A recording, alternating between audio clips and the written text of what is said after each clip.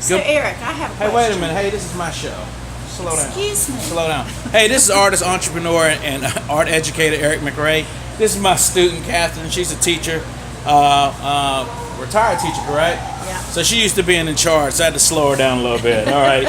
So Catherine and I were here in the studio. We were talking. I was showing her my new Raleigh Skyline prints, and she was really engaged, and she asked me some great questions. I said, wow, what a golden opportunity to do a vlog post. So Catherine's going to ask me those questions. Say good morning, Catherine. Good morning. All right. And so fire away. Ask your question. I'm answering the question. Okay, so my question is, if you have done a painting and you sell that painting, do you have the rights to do reproductions or prints of that painting even though someone else owns the original?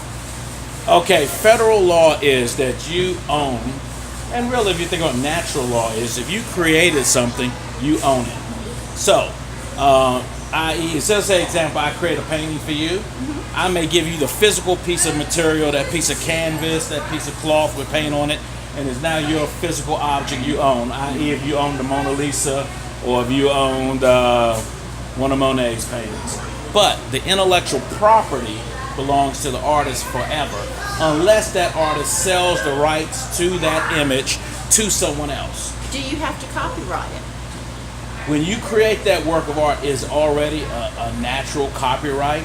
Okay. So what I tend to do is document everything I create with a photograph. But also in the back of a lot of my artwork, I will put a copyright C next to my name to just let someone know this is copyrighted written content. Right. But the reality is the moment you create it is yours forever. Now, in some cases, artists, where they become public domain, i.e. you can download copies of Mona Lisa. images like the Mona Lisa. Right. You can download Herman Melville's Moby Dick or whatever. It's public domain now. But now you can't go off and make a James Bond book, Right. because James Bond is still owned by someone while King Arthur is not. But this works even after you have passed away. Up to a certain extent, I think currently the estate of Picasso is still owned by his family, but Monet images or Leonardo da Vinci are now public domain. Now that's where you're talking an artist or a value over a long term, but in the short term, piece of artwork. Now I myself have had someone purchase an original piece of artwork from me, and then as well take that piece of artwork and buy the rights to reproduce that art on posters, prints, or whatever. A few months ago, I sold a historic site in South Carolina, the rights to reproduce that image on some prints or posters. Right. So it's something that's pretty much a given that's your content. And so when somebody buys one of my works, they do not have the right to reproduce that work. They're infringing on copyright law and on my right to my work. And same with you and any other creative person. You own your work until you sell them the rights to own it, whether that's for a limited period of time or forever.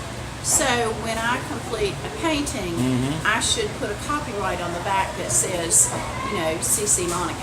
I do that, yeah, and I think that's a good idea. That sends a little signal Right. to anyone who's thinking, oh, okay, I can take this and reproduce it, run down to Office Max and make some copies. Right. When they see that, if they're savvy enough, they're gonna know, hey, I can't just do that legally. Right. Now, bad people do bad things because bad people usually are Sure. bad. So someone's going to do whatever they want, Right. but that letting someone know who may not be aware of it.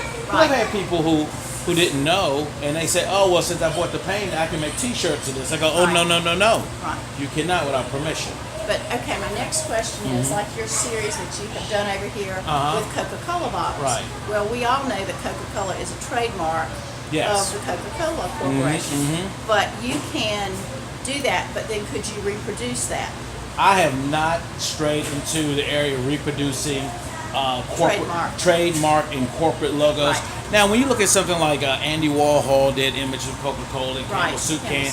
Matter of fact, I saw a documentary where Campbell was a little concerned about Warhol doing this because he had kind of a dubious reputation. Exactly. And they didn't want his reputation to affect their brand. Right. But the reality is, as a creative person, if you're on the street and you're painting and there's a and in your scene, your painting, there's a McDonald's. They're not necessarily mass producing images and Right. infringing on the Right. trademark and the brand, but the moment you start mass producing images Right. and you start making sizable profits, Right. try that with Mickey Mouse or Spider-Man or whatever. Come after you, Eventually, yeah. Disney's going to track you down. Right. Now Right. you do one or two, a handful. Who knows? Who cares? Yeah. I go to comic book conventions and people are constantly bootlegging all kinds of brands and characters. But now when you start making sizable amounts of money, somebody's going to find out. I see. So it's just really these fine lines and these gray areas and all of this. But when it comes to your own personal content, remember it's always your content until you sell that right to someone else. Good to know. All right, Thanks. good deal. All right, thanks a lot. All right, we'll keep in touch and take care.